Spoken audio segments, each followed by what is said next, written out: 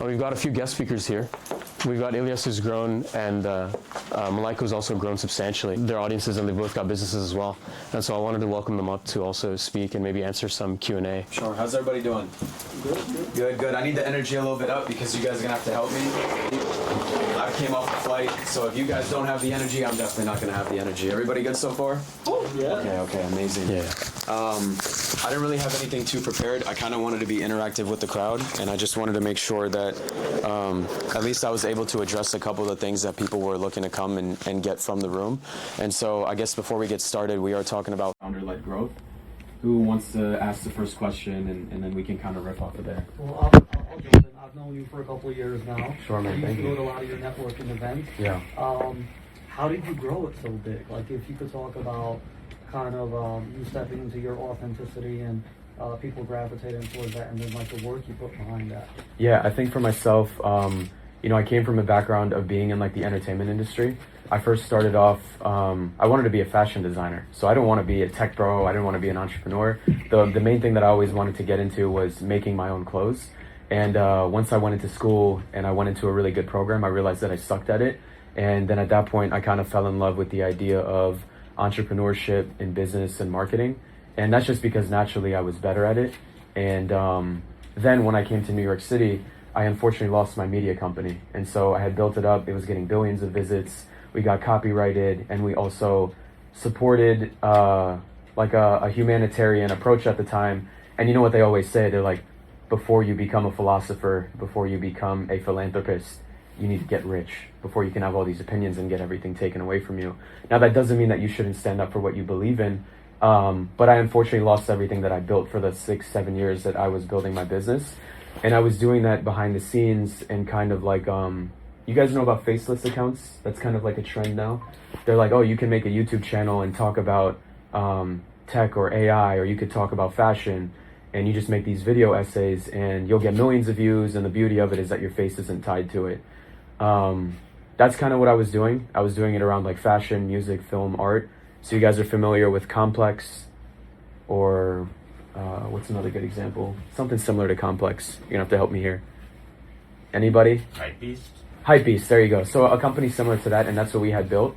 And then unfortunately it got taken away. And when I came to New York, I'd said, well, I am never going to make the mistake of not putting my face on anything ever again.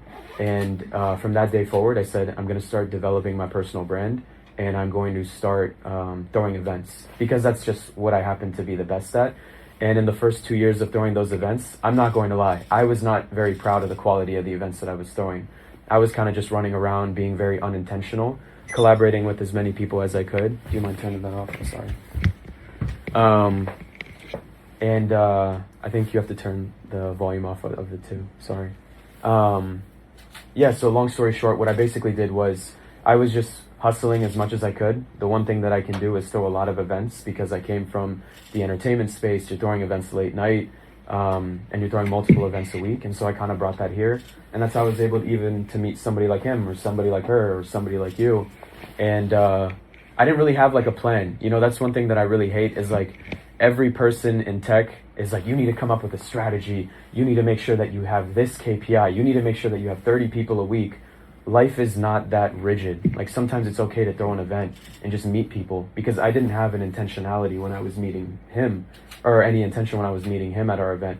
That just happened off the cusp of randomness, right? And I think a lot of networking doesn't come from forced moments of you trying to be like, oh my God, I'm going to meet this investor at this event, and he's going to be at the bar, and I'm going to go up to him and I'm going to look super cool, and I'm going to have this cigar in my pocket and be like, hey, I got this cigar. You want this cigar? Yeah, let's smoke this cigar. And we smoked the cigar off into the sunset. Now we invested $2 million into my company.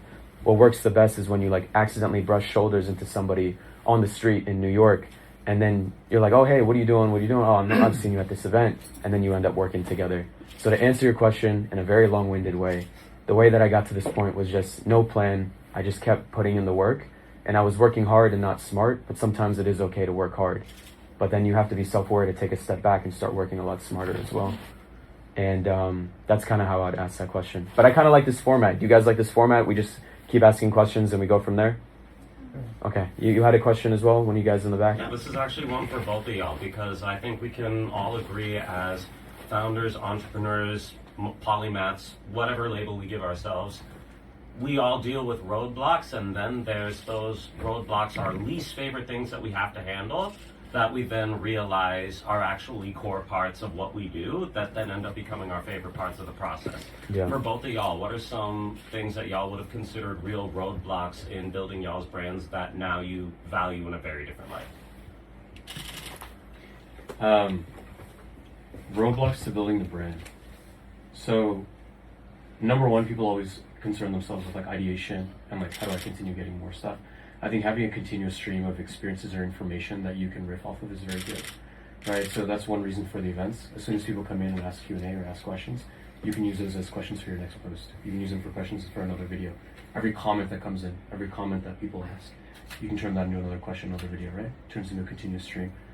News is another one. So I think that's the biggest one when people are just starting.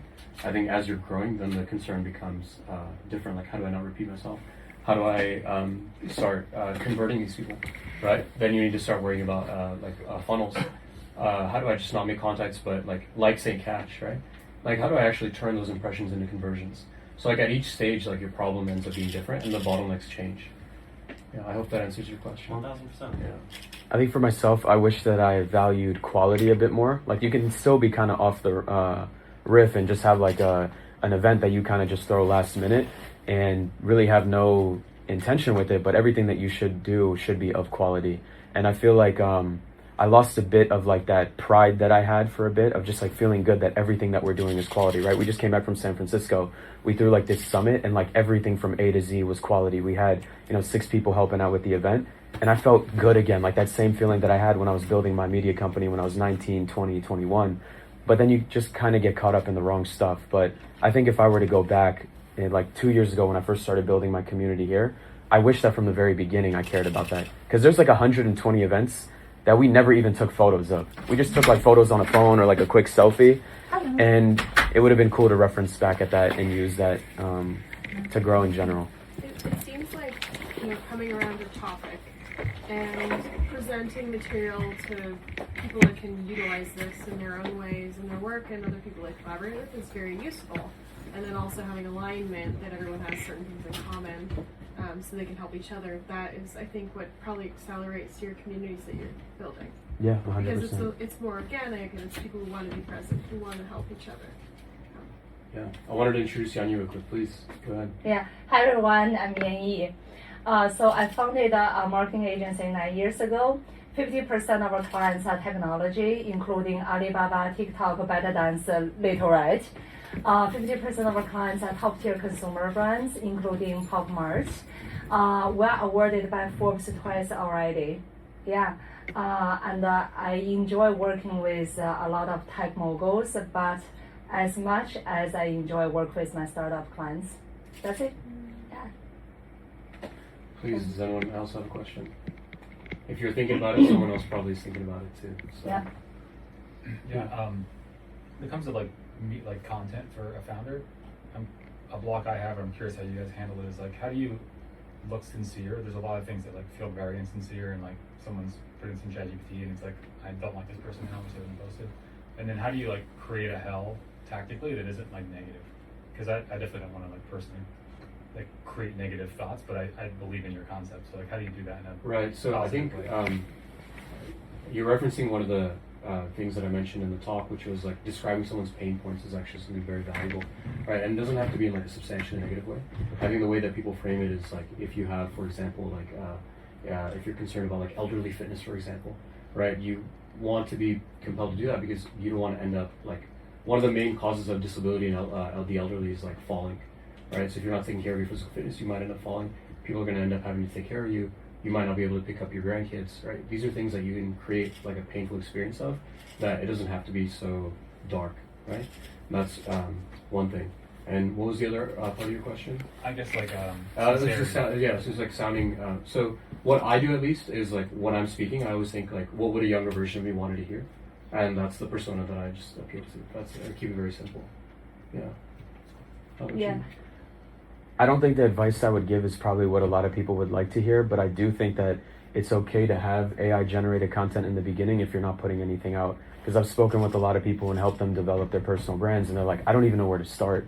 Well, just do something. And if you don't want to just type in random letters and you want some sort of cohesive structure when making a post and trying to address pain points, if you don't know how to do that, using AI is okay, but it's also up to you to make it into your tone of voice. But if you're a founder and you're afraid to develop your personal brand, but you're also not going to put the work in to make the content, then you should rely on AI to at least solve that problem for you in the meantime, as long as your end goal is, okay, I want to write this all by myself. And to answer your question about like, how do you do it in a way where, you know, people don't hate you?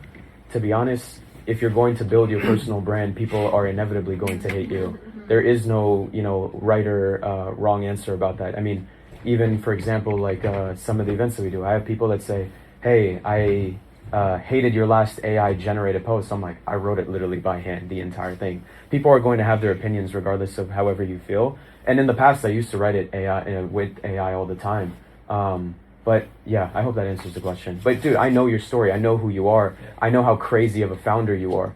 I feel like you don't even need AI, but because you're so busy, you might need that to supplement what you're doing in the meantime. So, dude, people are going to hate you regardless, especially with how funky and out there you are with your thoughts. But that's also the same reason why people are going to love you so much.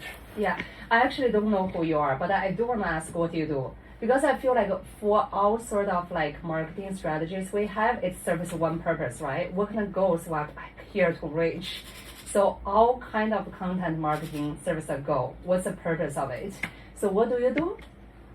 So I'm building crowdfunding for actions. Okay. So I want people to crowdfund, like asking someone to do something, and focus on the creator economy in the beginning. Okay, I see. So what's the stage of your business? Angel. Angel. Yeah. So it's a consumer, so it's a B2C platform, right? It's yeah. Yeah. So you write your own blog, or the blog is sitting on the platform, or it's combined? I did nothing at all on content right now, personally. Okay. Yeah. So usually we put content marketing out there. The goal is conversion. So few goals. If you do blog writing, it's like similar with PR. Like we do PR, we get clients on Forbes, New York Times, right? It's like helps with your SEO, Google search engine. When Google search like action-based crowdfunding, and hopefully your platform gonna be ranked on the top of the page on Google. So that's the purpose of why you do content marketing. That's why, right? So same thing when you create a lot of content on social media, Twitter, LinkedIn, Instagram, TikTok, we are hoping to get the same result, same effect. My blog went viral, my content went viral. Then you save a lot of ads budget. You don't have to spend like $1 million on Google, on Meta. So that's the purpose. So if you want to, of course, be authentic, be genuine is important. You have your opinions, but also it's like a goal-oriented actions. What kind of value you want to provide to your audience? What kind of content that people are looking to read? I care about more value-add content more than like a dramatic effect like those content. So thinking about like the return, like the KPI and like key performance indicator, which means like what's the goal of the blogs. Yeah, I think goal-oriented blogs is very important. Yeah, and that's a really good point. I was going to say, like a lot of the stuff that I mentioned earlier was on educational stuff. And one thing that does help do with paid ads, for example, is if people recognize your face from all the organic stuff you've done, your paid stuff is going to convert higher too. Yeah, right? Yeah. Growth marketing and branding marketing always go hand by hand. Yeah, you have to care about both. Yeah. And just to mention the hater point really quick, I know you had a question, but I just wanted to say something about the hater point. I always see people along like a distribution. So like, for example, let's say like I'm a salesman, right? And there's like a big apartment building. I go in, I'm going to knock on like 10 doors. And they're going to be like, I hate you, like I was in the middle of something, like what's wrong with you, right? Or like these people who just like walked out in the middle, right? People are just going to hate you no matter what. And then there's sort of the 80% of the middle who are just going to be kind of them, like in the middle, neutral. They're going to be like, I don't know, I don't care. And then there's those 10 people that are like, oh my God, I want to listen to every single word that he says. I try to focus on that last like 10%. And you'll always find those people as long as you keep like putting yourself out there, right? Yeah, and the haters are actually your fans as well, because it takes so much energy to hate someone. Why do they hate you? They also pay attention on what you do. Otherwise, why they hate you, they have to have a reason to hate you, I have right? to say, I think he gave me an aggressive intro, and I don't have a lot of haters, just for the room. Yeah. No, I'm saying people would hate you. Eventually you will. Yeah, that's what I'm Eventually saying. you will. You will end up. Yeah, having yeah, it. yeah. You guys Can are you just pumping me up have as her being do this once in a while with founders? That would be a great podcast. Yeah, we can do So it. We can good. do a branding ads for this one That's as well. thank you. Yeah. Yeah. I'll do more. Well, yeah, the frequency. Well, I wanted to touch on something real quick. Like the frequency of love and hate are very similar because you still have the same amount of time and attention, spent on being aware of somebody. And what I meant earlier about that was that like I know your opinions and I've been on calls with you and I've seen who you are and I know the marketing that you're going to do with the company that you're bringing to life.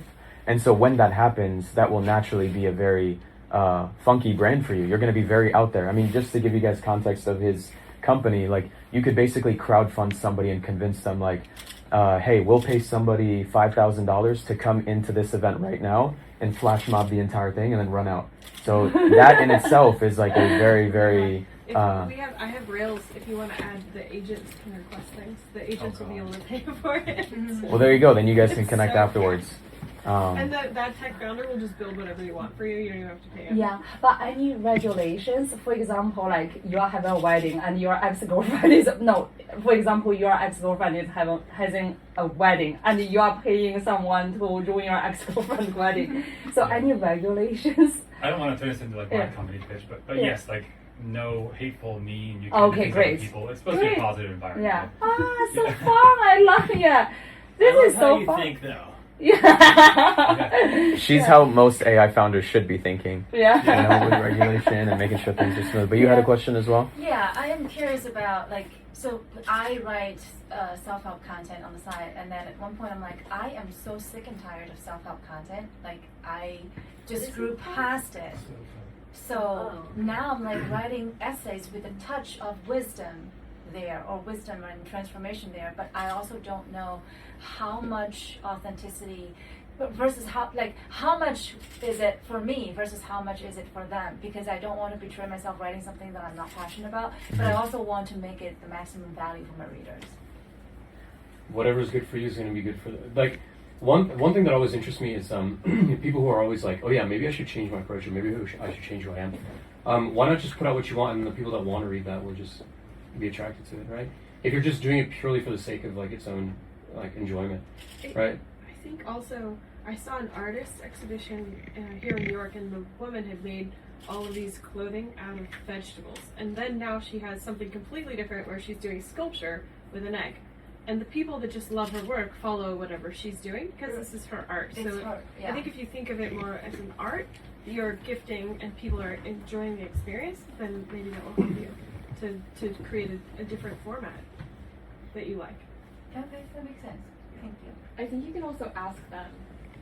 There's That's a way a good to one. ask them what they want. Show them the two formats and be like, do you have a preference? Which one is more helpful to you? And then look at the analytics as well. And that, I mean, initially when you transfer over, the analytics for the new version will probably be pretty low, but I think after you've gone at it for a few months, you'll be able to see the analytics and compare it and see what people are resonating with more.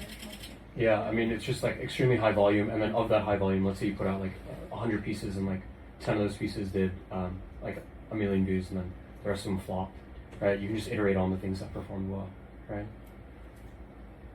Yeah.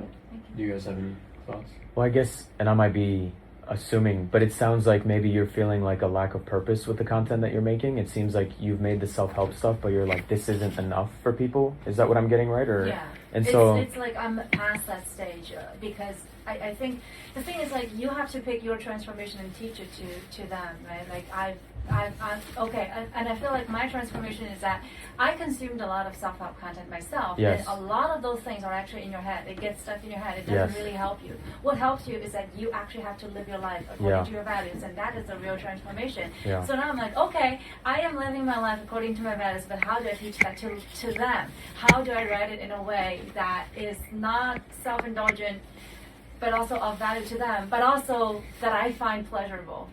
Yeah, and that's why I picked up on that, because like usually when you see a lot of people that are doing like self-help content, they usually get fulfilled with just that. But but at least from what I've seen in different industries is that when people are doing that type of content and they don't feel fulfilled with that, because it just kind of feels like almost like you're watching like fitness videos to make you think that you're eating good and you're working out, and then it's been like 6 months and you're like, oh, I haven't done shit. And then it's like the same thing for actually trying to achieve something in your life, right? Like the most I was ever aware was when I wasn't doing anything. I was reading all the time. I was doing all the different methods to help myself become more organized. But I didn't see the most success in my life when I was doing that. I saw the most when I was in motion, right? Yeah. But I guess what maybe you could do is take it away from the blog or just like the writing. And it sounds cliche, but like maybe you want something more in person, have like an impact where you can connect people. Because if you do have a blog, and I don't know your content too well, but I assume that a lot of people read it, and I assume that you probably have your own community. And if you want to make that impact to other people, and that's the purpose that you're looking for, well, then when you bring people together in person, now you can connect another person with somebody else that they know or that they want to meet with, right? So you said it's for self-help? Yeah. Okay, so now if you throw an event together or maybe a little bit of a mastermind, let's say 10 people who read your blog now come into there, and I assume that friends that are very successful, right? Yeah? I also wanted to introduce Bio. He's got a 500,000 on Instagram, one of the largest African creators out there. And sorry I'm late, guys. yeah, no worries. But we're just doing some Q&A right now, and so so feel free to throw in any advice. I think the most recent question was, how do you continue making content when the content doesn't speak to you anymore? Is that right? Yeah, that's a...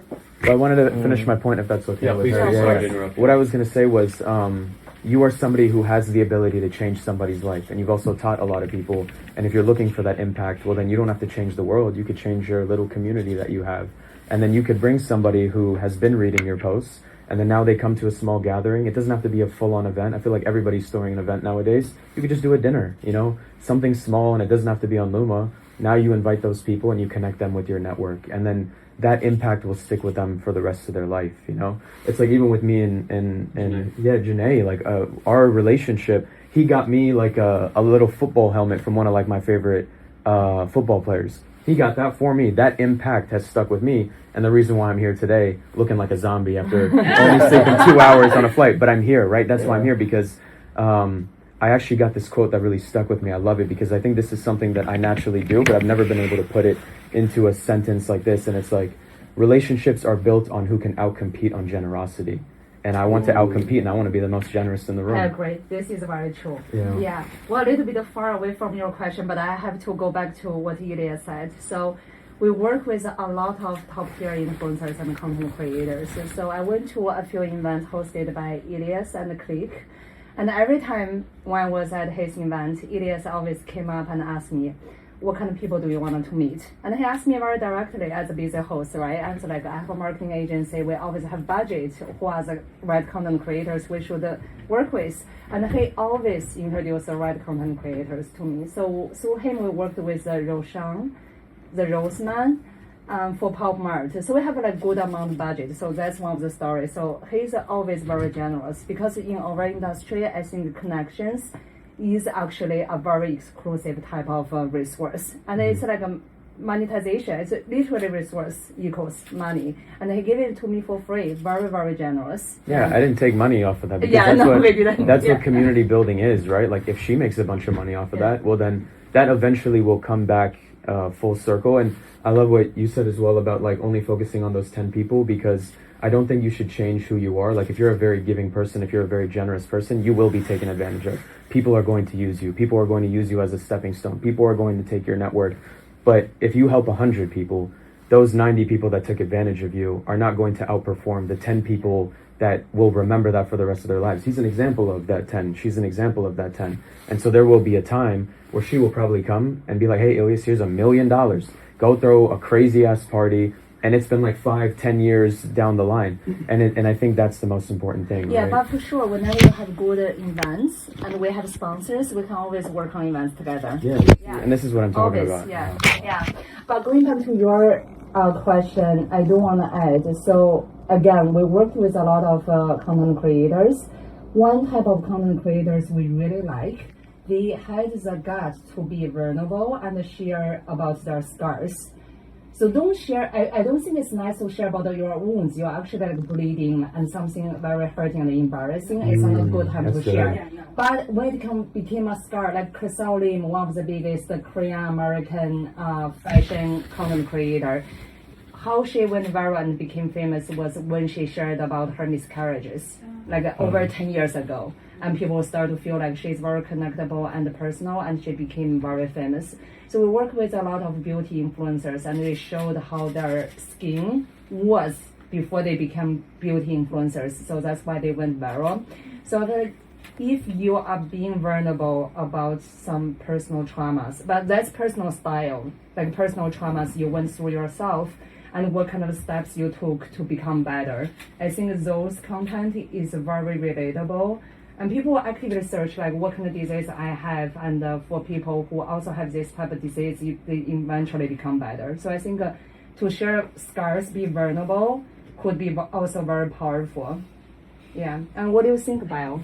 Yeah, this is a great question. And sorry, I just got married and came back from my honeymoon. Oh, wow! Congratulations! Yeah. So that's why it took And he me. still made it out here. Oh, wow. And he still made it out here. It's Yeah. telling you connections, right? Yeah, so I've been creating content online for 7 years. I scaled to 500,000 followers now. And two things just come to mind when it comes to consistent content creation. One, repurposing long form content is much easier. Like taking, something that you film for 2 hours and splitting it into 15 different pieces of content and spreading that over a month. And doing that twice a month is much easier than trying to film every day. So when I started doing that, it was easier to push content out and made it seem like I was working like 10 people when I was only just one person.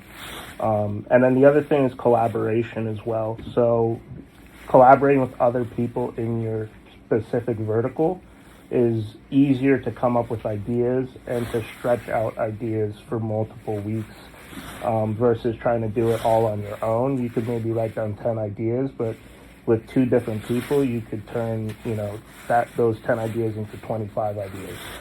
So those 2 things, just simply put, was the practical ways in which I was able to extend like my own efforts. And I'm personally speaking, I like quality over quantity.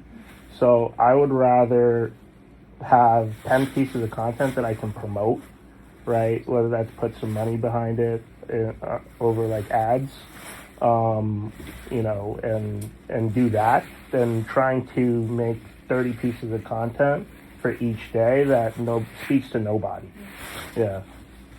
Yeah. And Bio, what kind of content do you focus on? So I started off in the fitness content space. I started off by recording like my fitness journey over the course of a year.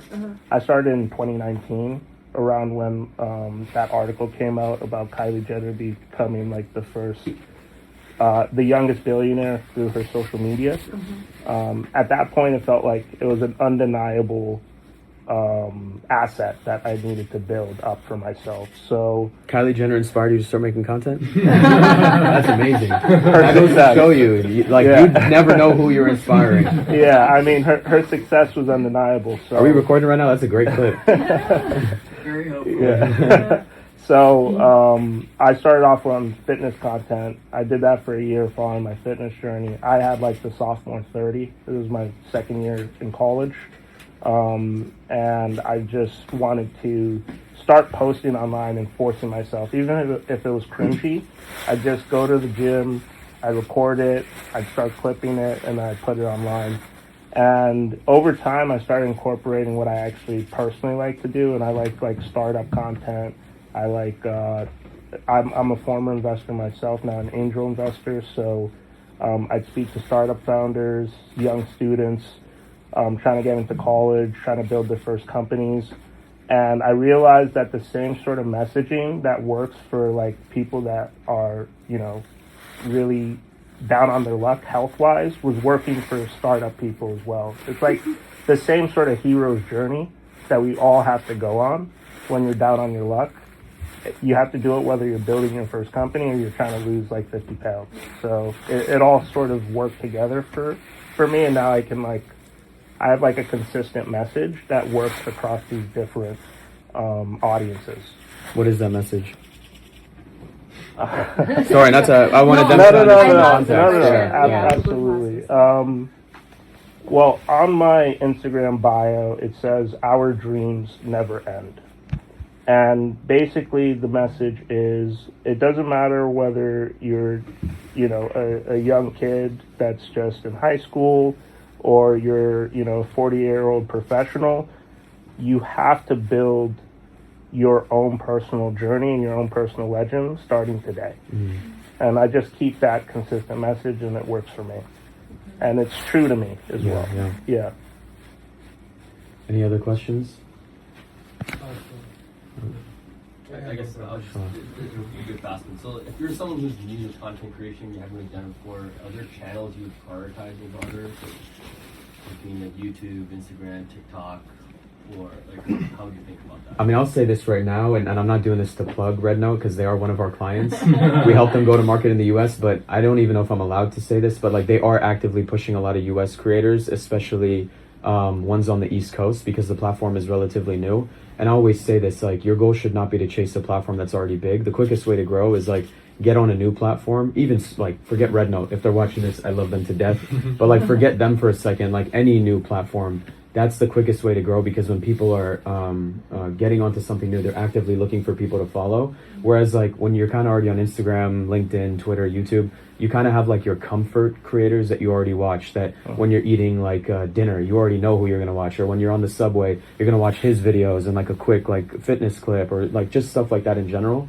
So I would recommend that build on new platforms, but obviously there are other like current platforms you can build on as well, but I'll let them discuss that more. I love it so much. Yeah. So Rednote is also our client. Mainly what we do is to help client, like a business account and the content creators account, and help them launch and manage their account on Rednote.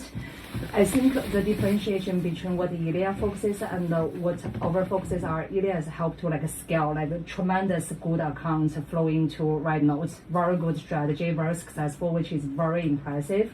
What we do is like very like curated business accounts or top tier content creators. Like we brought Nikki Hilton on the content on Rednote. So that's some example. But going back to your question, I actually like what bio says. When you produce content, you already have the content, right? So the production is the first part, and the second part is post-production. Since you already have different clips, like small bites of content from like the 1 hour or 2 hours production, you're gonna repurpose. Repurpose means you use the same content, distribute to different platforms, and see which platforms respond to you well. Same content you can do TikTok, Instagram, YouTube Shorts, and Rednote, and see which platform responds well. Based on our experience, since we also manage clients' account, we find out in the beginning, TikTok probably grows way faster in the beginning. But later on, you would find out Instagram actually beat and outperform TikTok. But Rednote, if you do it correctly, if you have like with the right editing, like Chinese subtitles, Chinese taglines, curated Chinese content, also performs very well.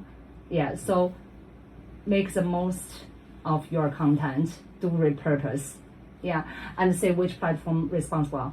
And Bio, I want to ask you, right now you are on TikTok and Instagram. Which one performs better? Both? Yeah. Instagram's been my highest growth platform. Yeah, but in the beginning, TikTok yeah. Over the last few years has been where you've seen a lot of growth. Okay. I also help like a lot of artists are in my network, so I help break new artists as well. And they always find the most support on TikTok. Yeah, because TikTok is easier for discovery. Yeah. And Instagram is easier for me, at least, for community development. Yeah, for community Yeah. development and brand awareness. Yeah. Yeah. Well, I would really want to look at your content and Sure, yeah. let's see if we can get you on rednote. I mean, you can be on Absolutely. it, but I think it's good to curate content a little bit for the Chinese community. Yes. What is the advantage of bringing the content into rednote? Like, where do you see rednote going in the future? Yeah, it's a very good question. I mean, I mean, I don't want to sound like inauthentic because I work with them, but one of the reasons why I chose to work with them, and I'm very picky who I work with, Yeah. they're a $32 billion company based out of China. The future is Asian, you know, Chinese companies are killing it, Indian companies are killing it, just all of Asia in general. And I think naturally we've seen the growth with, you know, TikTok, and I think rednote will have something similar because it's not like they're just like a small startup coming into the US. They have like a sugar daddy from China, you know, their parent company is coming and just throwing money. Like, there is no fundraising. That's just like, okay, let's take money from the other bank account that we have and start putting a budget into there. I think the reason why people should want to go on there is because right now they're specifically focused on like the East Asian American community, and naturally they're going to expand. And so even like right now we've been seeing a lot of creators that are not East Asian that are growing very quickly. Yes. Because even if you happen to be somebody who is South Asian and you go to China, you know, you have different features and they're not really used to seeing that. They go up and they're taking pictures with you and they're taking selfies with you. Or if you happen to be, if you happen Every to, time I'm there. yeah, you too? There a lot. Oh, there you go. I So travel see? all over the place. And where are you from? Where's your background? I grew up in Northern California. Okay, see, so even... I'm used to diverse. Yeah, but see? when I'm in Pune Yeah. and someone's taking a selfie like this to get me in the background, I'm just Yeah. like, why don't you just come take a picture with me? Yeah. I have glasses that prevent facial recognition, so I don't show up in their Facebook feed. Oh, wow. And I wear those when I go to certain countries because my skin's so pale, they just take pictures. Yeah. So, yeah. They're like, oh my god, I'm with Angelina Jolie. Or every time, like, I see... Not really in Thailand or like Malaysia, Mhm. but in India, it's a thing. Yeah, yeah. So, yeah. And it's destiny that I end up in their car. And the first question is, "Are you married?" And I'm like, "No, come on." So that's what I always say with content too. Like, you as a human being, you are your own main character. What are the moments that, you know, or what are the things that people say about you, or what are the moments that are like the funniest, and then scale that and bring that to content. So, I mean, obviously, you're not going to post like a clip of you getting hit on by an Indian man in like a taxi cab, but I'm always like, "I'm your mom's age." Yeah, And they're yeah. like, "No way." I'm like, and I'm playing music or something, like I rollerbladed here. So people are just like, "What?" I'm like, "Well, I stay out of the sun. My Chinese friends told me, don't, keep the sun off your face." yeah, And I don't drink alcohol or sugar. And they're always blown away. It's just, there's such a cultural difference in different countries as you travel. yeah. And I agree with you about being different on those platforms. How, from a monetization standpoint, does the Rednote. rednote Yeah. offer for entrepreneurs or creatives compared to like YouTube, which changes their rules and regulations and they change how they pay out? Yeah. Instagram also. So, I'm discussing with them right now. I don't know what they told you, or even if I'm allowed to. I'm just going to say this briefly. I'm trying to get them to get a really good payout system for the creators here, because at the end of the day, how Americans move, they want money. Like, what platform will get me the most amount of money? So it's in progress right now, but because it's so new, it takes time to open up the monetization, because there's a lot of back-end payment stuff, and you have to make sure that you get that right, especially when you're scaling up to millions of people using that and being able to get paid. But as of right now, I think they're launching the live stream portion, where similar to TikTok. Payment rails for stable points. Yeah, there you go. There you And so that's what I was Thank you saying. so much for doing it. Yeah. So let me briefly introduce the rednote ecosystem. So do you all know what rednote is? Yeah, rednote is the equivalent version of Instagram in the Chinese community. We're not only seeing Chinese in China, but Chinese who live in anywhere, right? So that's what rednote was originally. Then what we find out is because TikTok is basically the American version of Douyin in China, right? What we find out about rednote is like, non-Chinese actually already start use rednote, so we don't need to make a version specifically for the US market, for the UK market, for the Norwegian market. We can just globally, we all use rednote. Mm-hmm. So we decide not to make segment apps. So everybody can just use one apps like Instagram. Very, very beautiful. And the algorithm of rednote is very unique. To my personal taste is actually the best algorithm, because the philosophy of the algorithm is seeding.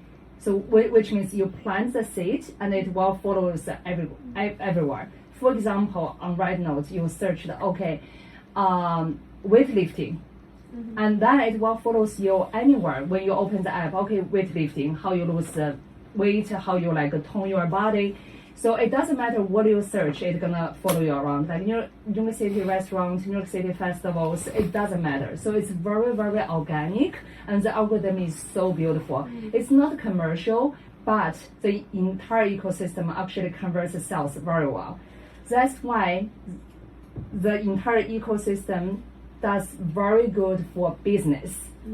You spend less money on ads, but you have more conversions on rednote. Even if you don't spend ads on rednote, you still convert to sales, any type of business. So going back to what Ilias said, 2 years ago, rednote, oh my God, we have so many users in the United States on rednote. But business is okay, we can open a business account, but how can we treasure the sales conversions, right? Because restaurant is oh my God, we had an account on, we don't even have to have an account, but some Chinese customers went to our restaurant, post about it, and all of a sudden we see 10 million Chinese customers lying outside, right? That's magic. Yeah. And then I was let's open a Chinese red account, and more business coming. But you cannot measure. And then rednote made a decision, let's allow non-Chinese business to start have an official business account. So in the past, we couldn't. Only business in China could. And then let's do the ads payment. Remember what I said previous session? On Meta, you can do Instagram ads, Facebook ads. But on rednote, only Chinese business could do it in China. But 2 years ago, Red decided, okay, the entire ecosystem is so booming. All of the merchants and business ask to do ads in the US. Let's do it.